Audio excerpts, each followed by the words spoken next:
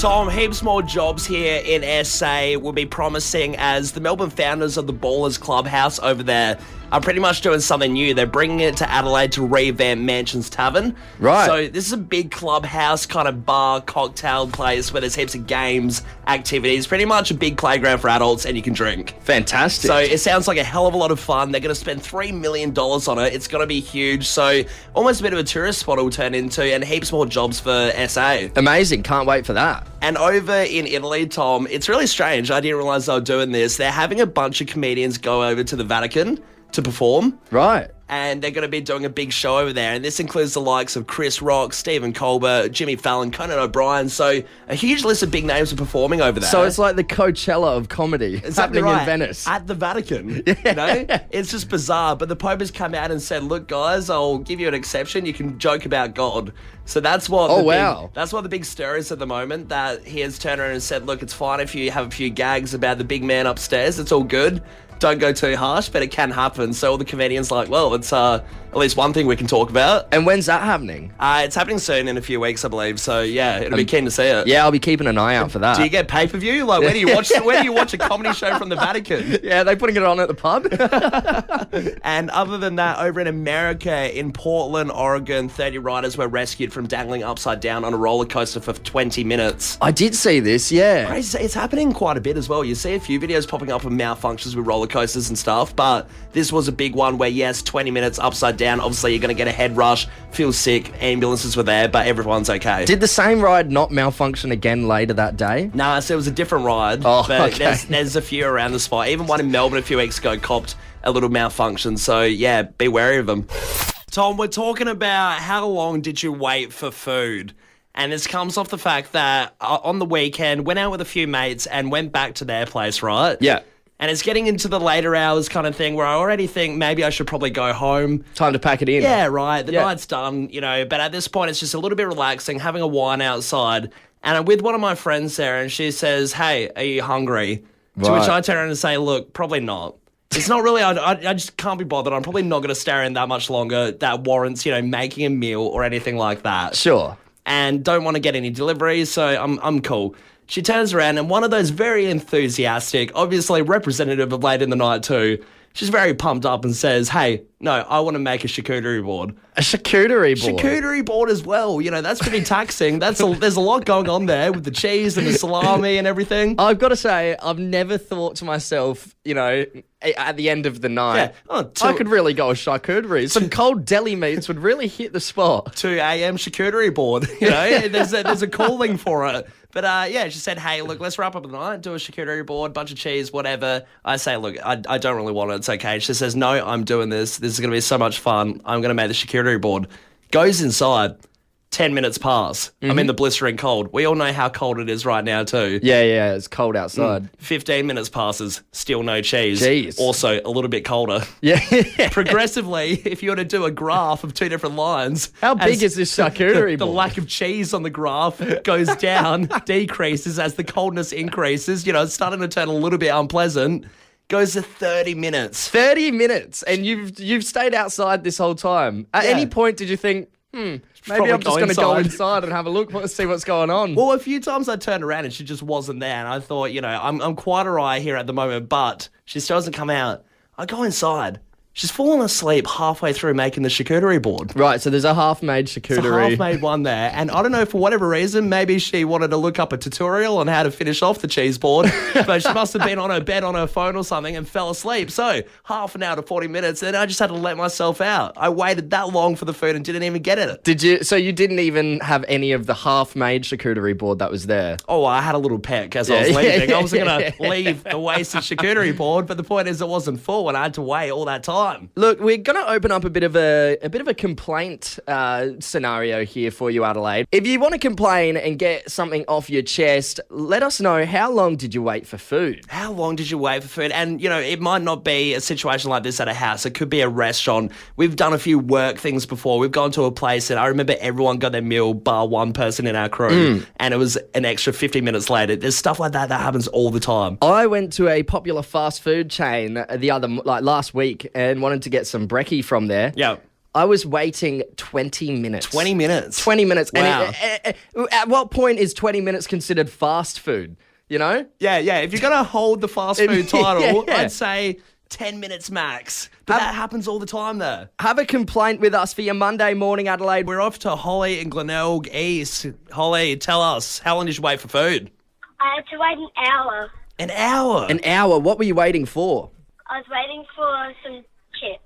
Chips, okay. That's not on. Is this like fried chips or what's the go? Hot chips. Hot chips, yeah. An hour, Tom. An hour for chips. Now, Holly, did you get to a point where you just decided, no, it's not worth it anymore, it's just hot chips, or did you wait it out? We waited. Holly, did you bang your fist on the table? Did you show them who's boss? No, we actually went out the shop to go on the playground for a bit. Yeah. Hey, good on you, Holly. Thanks for calling up and giving a bit of a complaint this morning. An hour for hot chips is not on. Let's stop that immediately. Our next caller is staying anonymous. Good morning. How long did you wait for the food? Well, I actually never received my food. Oh, Okay, right. so Okay. this happened to me pretty much as well. I mean, I didn't get my charcuterie board in the full capacity. So what happened with you? So I had ordered online Yep. and wanted it to be delivered at, say, 6:30. And you know how you keep a little track online to Yeah. see where it's coming, whether your food's coming? Oh, It said that it was coming on its way. Whenever you order food as well, I am glued to my phone, waiting and watching that little driver come closer and closer. Yeah, you get obsessive. Yeah, absolutely. And so what happened? So it just the driver wasn't moving, or was it the shop? No, so I rang the food never came. It was about 7:30. I'm like, the food should be here by now. And I rang the other franchise because I couldn't get through to the restaurant. Yeah. And they said, oh, let me bring you back. So I waited for a phone call back from them, and they said, they're actually closed. They had a power outage yesterday, and they haven't got their power outage back. But they still you'd think, why would they accept the order after a power outage? Yeah. Oh, that is. Did you get some credit at least, or anything like that? No, so they rang me at 6:30 the next night and said, would you like your delivery tonight? No, it's over. The relationship is done. No more. Hey, let's go to our next caller, Louise in Glengowrie. Louise, how long were you waiting for the food? An hour and a half. An hour and a half. And what did you order? Where were you? So we're down at the local pub having a regular Tuesday night meal, Yep. counter meal. Cheap Tuesdays. And usually the meals would only take about 20 minutes, but this one night they somehow just forgot to make it. And we're sitting there waiting as we, patiently would. And then suddenly everyone starts closing, and the lady comes over, and I said, look, where's our meal? She goes, oh, my God, you haven't got your meal yet. So she gave us back our money, and she went out the back and she knocked us up like a chicken Caesar salad or something like that. It was many years ago. Yeah. So we were happy to eat it, and it never happened again. It was only the once, and I'm pretty sure she gave us our drinks for free too. Oh, fair. Well, at least that kind of worked out in the end. But Louise, was the pub backed up or anything, or they just straight up forgot? Well, they were usually busy on a Tuesday night, but on this particular night, it wasn't like incredibly busy, and it was the usual regular Tuesday night kind of visitors that were there.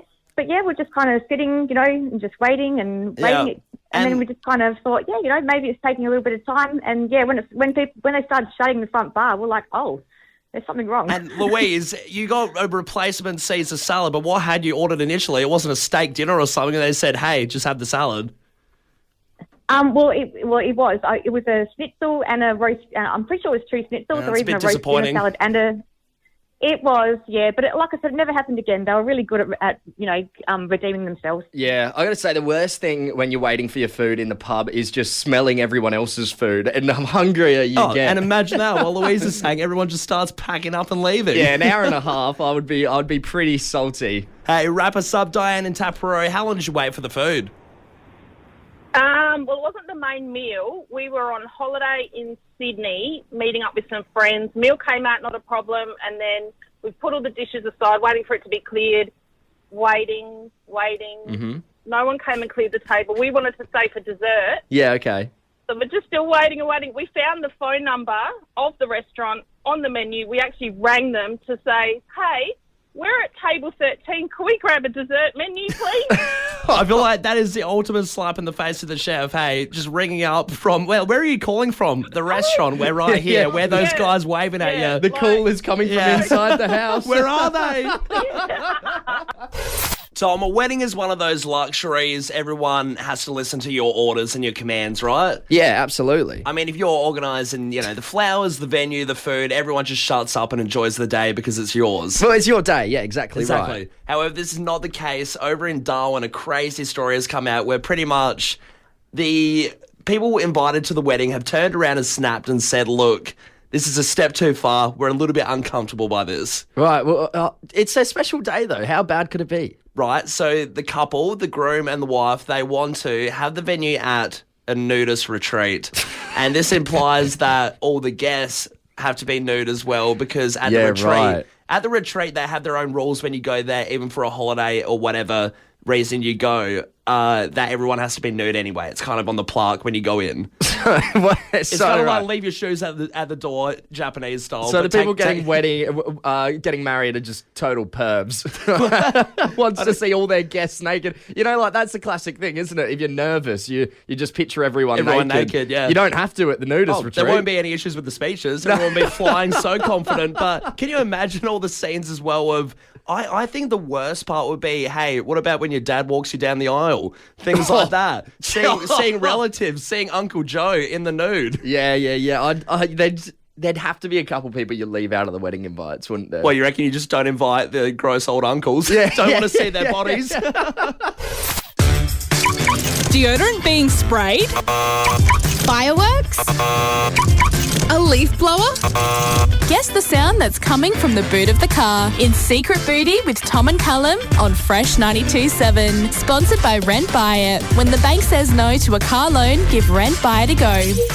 That's it, Callum. We got $1,000 cold hard cash. You can win yourself just by playing along Tom and Callum's Secret Booty. Guess the sound coming from our boot, and it could be all yours. It's our way of, giving a bit of hush money. Yes, exactly right. But, it is funny when we say Secret Booty too. I feel like it could be a little bit misleading. People think, what the hell is Tom and Callum's Secret Booty? But no. The boot of a car. It's the boot of a car. Yeah. Get your mind out of the gutter, and all you have to do is open up that car boot and pretty much guess the sound, and the $1,000 is yours. We did play it before, already a little bit off to a tricky start. We're getting a few different responses. Yeah, let's hear it one more time in case you missed it. Let's find out what's in the secret booty.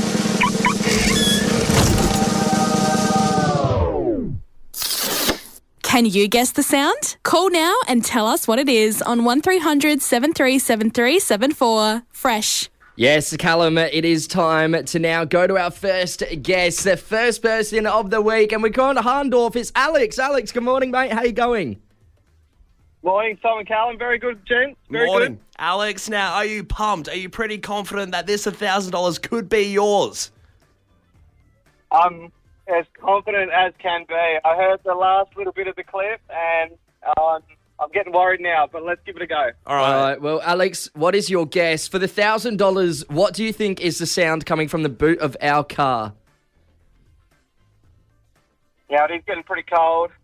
I reckon people might have a spare umbrella in their trunk of their car. So I reckon it might be an umbrella. Okay, umbrella. Okay, so Alex, are you thinking like the Velcro part of the umbrella when you untie it, or when you pop it up? What part of the umbrella are we thinking here? I'm thinking it's the part that pops up. I mean, It would be pretty fitting. Like you said, Alex, it is winter. That would be pretty classic of us to try and dupe you with a winter one, but should we reveal it? Alex, we can let you know now. Umbrella is incorrect, mate. Not it, Alex. Bugger. Great guess, though. Hey, that was a very good guess. A bit outside the box as well. Now, remember, we are playing this until it goes off all week. Alex, you might have another chance if you get through quick enough. Another chance tomorrow, all thanks to the legends at Rent Buy It. When the bank says no to a car loan, give Rent Buy It a go. $1,000. We want to give it away as soon as possible. Oh, can't wait to give it away tomorrow. Research, have a listen, think back to what it is. Let's have a crack then. Tom, we are travelling over to America because there's a story that's come out from a dude doing a house-sitting job. Yeah, okay. And I feel like there's so much pressure when you're house-sitting a person's place, especially your parents when they've gone away, that there's a bit of pressure, right? That you don't want to stuff up, you don't want to ruin anything. anything goes a little bit wrong, you know your mum's going to be on your back, right? Well, if I can talk from any past experience of house sitting, it's kind of just like... It's like an unwritten rule that you're going to have a party if you're house sitting someone's house. So you just got to make sure that everything is like back up to scratch by the time you give it back. You know, when you stop house sitting, you've vacuumed, you've mopped, you've cleaned. I feel like the two big rules are, you know, shoes off and don't invite Corey Worthington over. And then you're pretty set, right? Everything should be pretty clean and up to standard for your house party. But yeah, you don't want any Project X style parties. This isn't a house party situation, though, that went wrong. The dude over there, house sitting for his parents, he had a bit of a spider infestation. So he saw a few spiders on the ground. Right. And thought, how do I get rid of these in a quick, timely manner? Big spiders, little spiders. Yeah, fairly big ones, but just more like the quantity of them was big. Right, There's just a lot of them going around. No, I don't like that. So a lot of creepy crawlies around the house, and he thought, how do I get rid of this? Bug spray. Not bug spray. Oh, okay. He pulls more natural out, sort of. He pulls out a blowtorch. A blowtorch? Yeah, so gets the blowtorch out and starts firing off at the spiders. I hate spiders as much as the next guy, but a blowtorch to extinguish them seems a little overkill. Yeah, just your parents being like, oh, we left you a blowtorch if you want to make a creme brulee. Just no spider killing whatsoever, but he's used it for exactly that. He's blowtorched a bunch of the spiders and it sent the house up into flames. No, it didn't. So the parents have come back and said the house is burnt to smithereens. So what, there's all these spiders running around on fire, setting the house on fire. Sounds like a horror movie. It really does, yeah, flaming spiders. Do you know what I So what, the whole house actually burnt down? Yeah, so the house is ruined. Parents probably obviously, had a very rude awakening when they came back. But what I find funny is in the testimony from him, the firefighters said what happened. Yeah. He's turned around and given the absolute honest answer. Would you not just say I burnt a crumpet? Surely it's a better... Left the oven on. You don't want to be the idiot who burnt it down from a spider plague. It sounds like a lie. Like he's done something even more embarrassing. The cost of living crisis that we're in and we talk about all the time, I feel like we're all kind of looking at ways to save money. Definitely. Right? You're looking for those deals, you're looking for those bargains, and, maybe start to look at some of the expenses. What can you spare? What can you get rid of?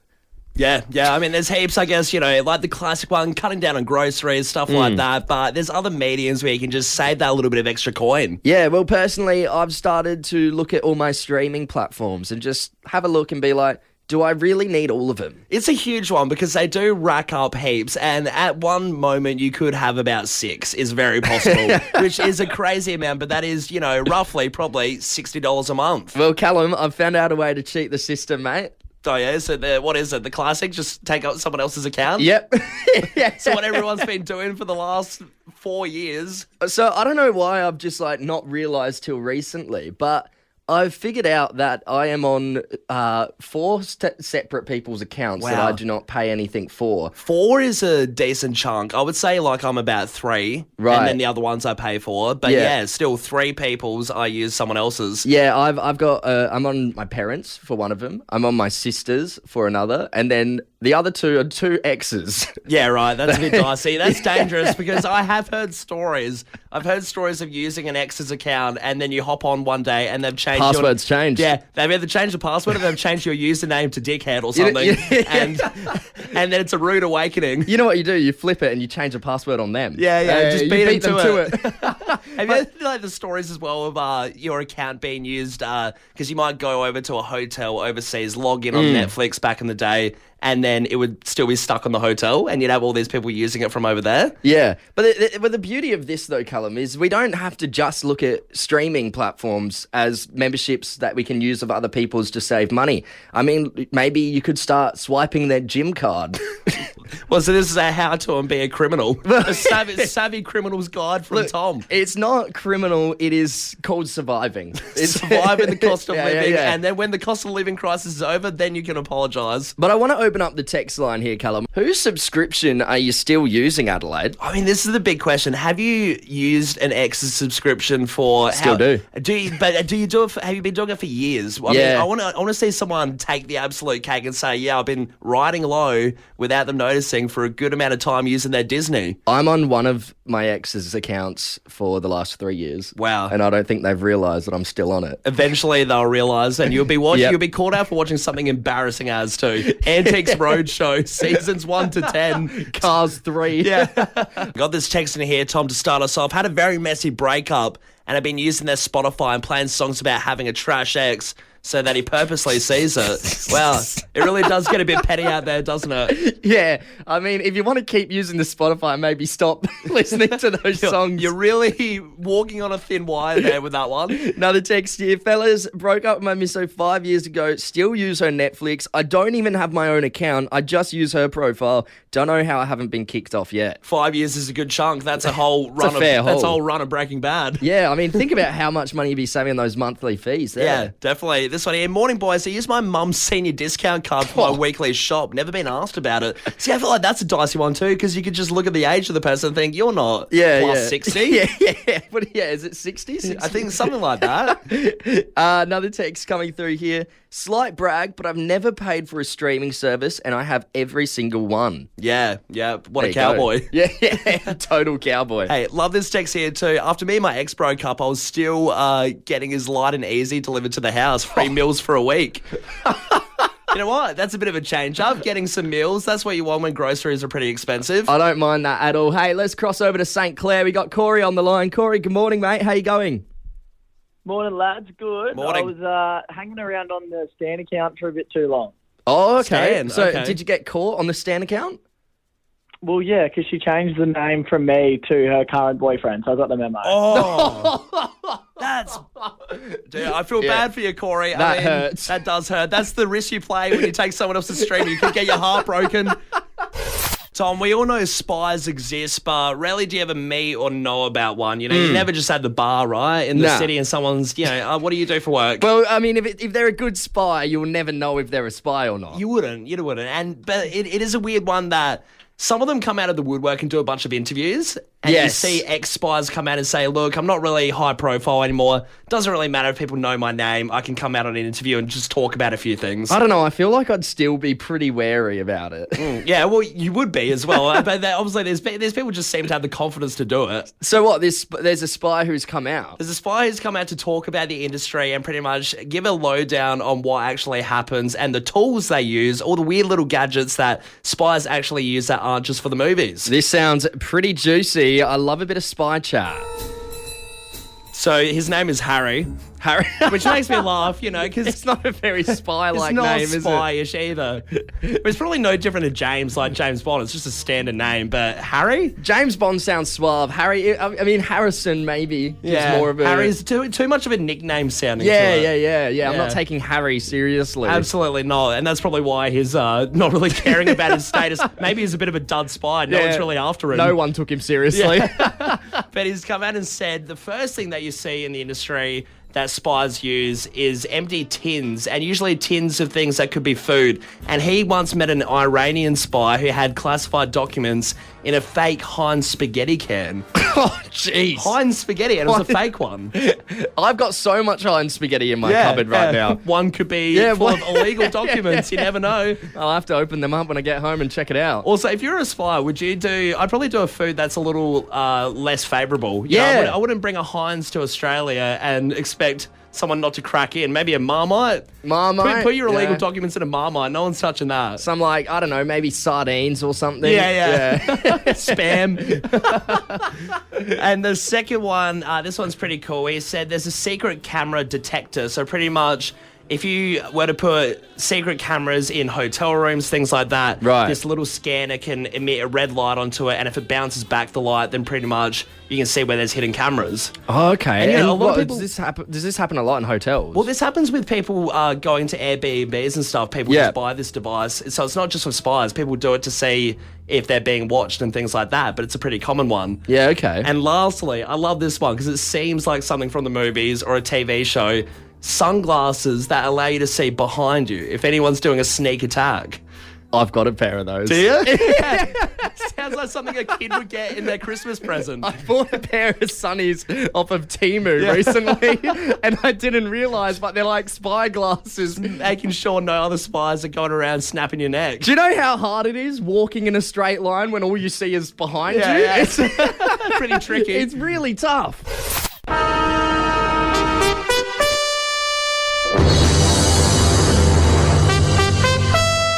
We're the pride of South Australia, and we're known as the Adelaide Crow. We are Geelong, the greatest team of all. The West, red, white, and blue. We're from Tigerland. Fresh footy tipping on Fresh 92.7. Sponsored by Thirsty Camel.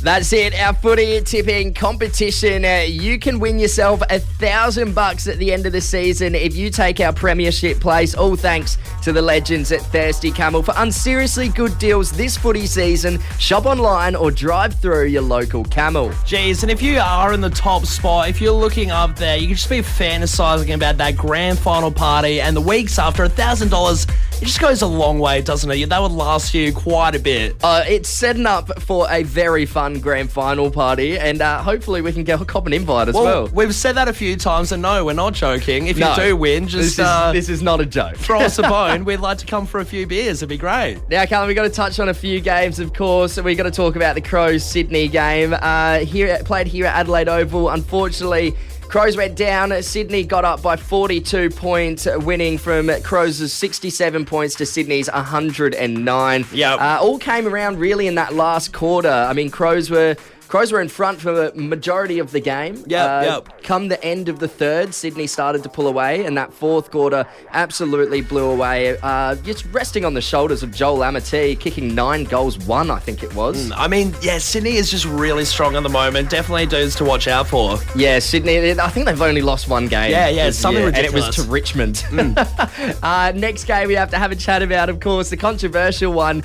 North Melbourne going down to Collingwood by 1 point, 118 to 119. This was an absolutely thrilling game, and I just wouldn't have picked it. And as well, I think for everyone, Collingwood, great team to watch and stuff, but you do feel for the comeback Kangaroos. kings. You do feel for the Kangaroos, though, and you kind of watch that and you wanted them to pull through, get at least 1 win on their tally this season. I mean, the Kangaroos, came out of the blocks firing 8 goals, 1.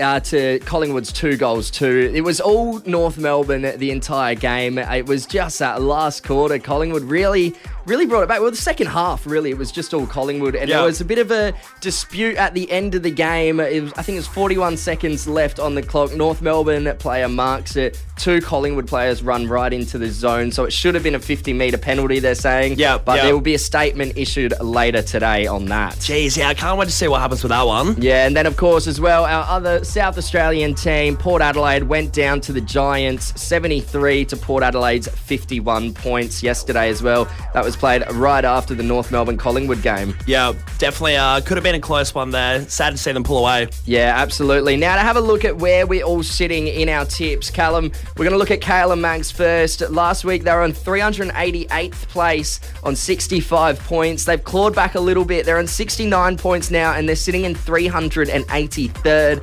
Taylor, for your workday, was sitting 315th spot last week on 68 points. She is now 305th on 73. She's tied with us on 73 points as well. We're sitting in 286th spot, so we've gone up from where we were last week in 273rd. Wow, Taylor really has clawed back. I mean, she was falling down for a bit there. Now she's on a tie. We definitely have to break away from this next week. Now to get into the shout-out, see who's going well at the top of the ladder. It's Zach B. Zach Buck. He is number 1 spot still, 1 point clear on 87. Second place, Kelly R, or yes, KR on 86 points. Third place, Geelong 03, Kyle H on 84 points. Our very own Evan from Boost Juice up there in 4th place on 84 points. Yeah, good for him. I feel like he came to the Fresh birthday recently and told me that. I didn't really believe him at the time, so good to see him in the tally. Well, hopefully that's a party we can get an invite to. Well, at least we know someone in the top 5. And to round out the top 5, it's Mick P or Gunner Win It on 83 points. So it's pretty tight up there still, but Zach B starting to pull away, 1 point clear. Yeah, awesome stuff. Hey, I mean, no bias, but I definitely am rooting for Evan. get that invite.